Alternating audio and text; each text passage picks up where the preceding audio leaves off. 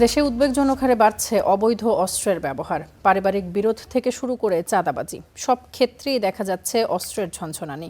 এতে জনমনে ছড়িয়ে পড়েছে আতঙ্ক। বিশেষজ্ঞরা বলছেন, সরকারের পক্ষ থেকে বারবার আইন শৃঙ্খলা স্বাভাবিক থাকার দাবি করা হলেও বাস্তব চিত্র ভিন্ন।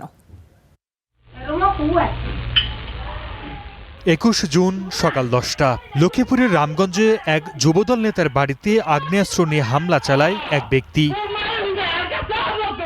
একদিন আগে চট্টগ্রামের বিসিক শিল্প এলাকায় একদল যুবককে অস্ত্র নিয়ে মহড়া এবং ফাঁকা গুলি করতে দেখা যায়। এ সময় এক যুবদল নেতাকে প্রাণনাশের হুমকি দেওয়ার অভিযোগ ওঠে। এর এক সপ্তাহ আগে রাউজানে মাসুদুল হক চৌধুরী নামে এক যুবদল নেতাকে প্রকাশ্যে গুলি করে হত্যা করা হয়। পুলিশ সদর দপ্তরের তথ্য বলছে, বছরের শুরু থেকেই অবৈধ অস্ত্রের ব্যবহার ছিল আশঙ্কাজনক। জানুয়ারি থেকে মে মাস পর্যন্ত দেশব্যাপী অস্ত্র আইনে মোট 858টি মামলা হয়েছে, যার মধ্যে জানুয়ারি মাসে সর্বোচ্চ 269টি মামলা রেকর্ড করা হয়। পরিসংখ্যানের সবচেয়ে উদ্বেগজনক চিত্র চট্টগ্রাম বিভাগে। 5 মাসে এই রেঞ্জে রেকর্ড করা হয়েছে 237টি ঘটনা।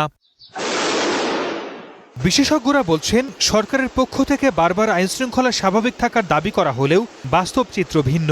এমন অস্ত্রকাণ্ড তারই প্রমাণ। অস্ত্রের ঝনঝনানি যেমনি বেড়ে উঠছে, আরেকটি বিষয় নতুন করে সৃষ্টি হয়েছে, সেটি হচ্ছে মব সন্ত্রাস। কিছু অস্ত্র লুট হয়ে গেছে, সেই লুট হওয়া অস্ত্রও কিন্তু তেমনটি উদ্ধার হয়নি। সে কারণে আমার মনে হয় যে এই সরকারকে আরও বেশি তৎপর হতে হবে। পুলিশ বলছে, অবৈধ অস্ত্রের ব্যবহার বন্ধে কঠোর অবস্থানে তারা। থানা থেকে লুট হওয়া অস্ত্রে উদ্ধারেও চালানো হচ্ছে অভিযান।